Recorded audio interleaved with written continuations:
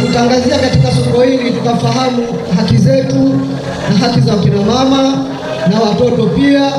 Nashukuru uwe mwendelezo. Pia nashukuru uongozi uliopo juu madarakani wa Dr. Hussein Mwinyi. Kwa hili halijawahi kutokea hapa Zanzibar.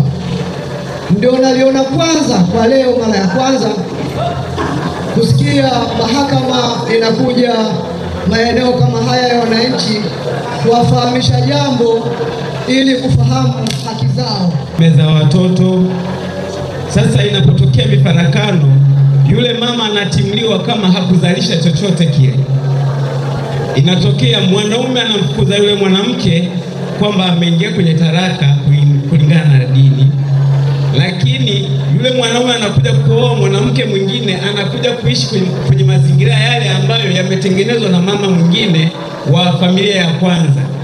Je, swala hili litaisha lini hapa Zanzibar? Kwa sababu mama ndiyo nguzo kubwa ya familia. Huyo anayekuja kuolewa tena kwa awamu ya pili hawezi kutunza vizuri sawa na huyu mama aliyefanya kazi wakazalisha vitu mbalimbali mpaka akawa na maendeleo ya namna hiyo. Kwa hiyo mimi niko naomba, karibuni soko la Jumbi mkiwa na shughuli yenu ya aina yoyote. Nyinyi kazi yenu kubwa ni kupiga hodi tu.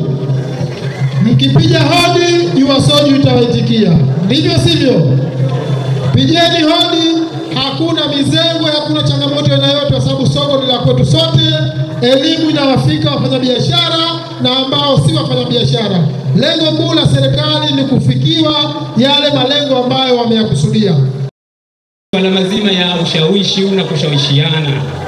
Lakini chengine tutazungumzia namna ya kujilinda na vitendo vya udhalilishaji. Jamani, kuna vitu ambavyo tunaweza kujilinda na vitendo vya udhalilishaji na ukatili wa kijinsia. Namna gani tunaweza kujilinda? Kwanza ni kutoa taarifa. Jamani, ni kutoa nini? Taarifa. Tutoeni taarifa, na taarifa tuzitoe kwa wakati. Isiwe leo ukatili au udhalilishaji umetokea leo, baada ya mwezi, baada ya miezi miwili ndio tunatoa taarifa. Tutoeni kwa wakati ili mwisho wa siku sisi jeshi la polisi kwa kushirikiana na wanaharakati wenzetu tuweze kuvichukulia hatua kwa wakati. Na mara nyingi kesi zinazotokea za watoto umri kuanzia miaka 15, 16, 17 ndo changamoto zinaanzia hapo.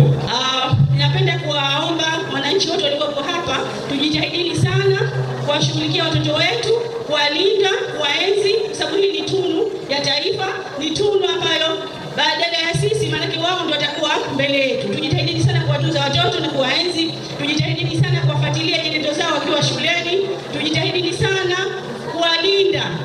Hilo ndio la msingi. Asante.